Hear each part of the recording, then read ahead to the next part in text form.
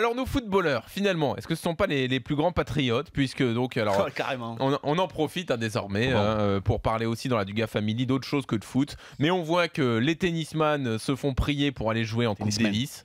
Les tennisman, exactement. Merci Franck Leboeuf de me reprendre.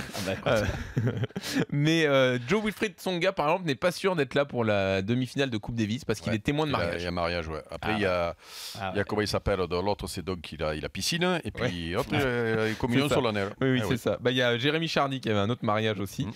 Et puis alors en basket, donc Nicolas Batum, lui, a annoncé qu'il ne ferait pas l'Euro avec l'équipe de France. Ce fut l'une des décisions les plus difficiles de ma vie, a-t-il déclaré. J'ai besoin de prendre l'été pour une fois, pour me concentrer sur moi-même. Ma franchise a besoin de cela.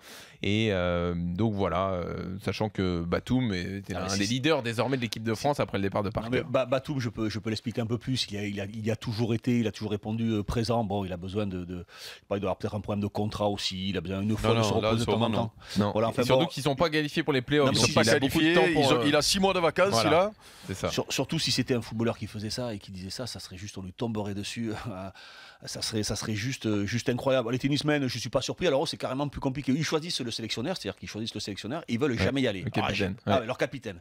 Et ils ne veulent jamais y aller. J'ai toujours pas compris comment ça fonctionne au tennis. C'est cette guerre de crapules là, c'est un truc de dingue. Jamais vu ça.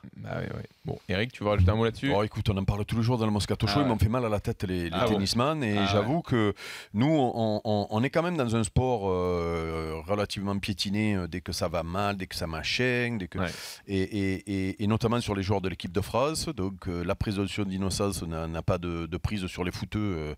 Ils sont simplement mis en examen, mais ça veut rien dire eux. Ils ne doivent plus aller en équipe de France, les autres font ce qu'ils veulent. Ça, c'est pour les politiques. Et pareil, et puis même on va parler de la fiscalité aussi, parce qu'à un moment donné, tu vois, en France, voilà, tu vois, voilà. Donc c'est beau, quoi. Donc c'est pas, on fait pas un concours de sport ni un concours de machin là, mais tu vois, si on peut arrêter de nous piétiner, voilà, c'est tout. Nous on nous piétine toute la truc, et puis les autres font ce qu'ils veulent.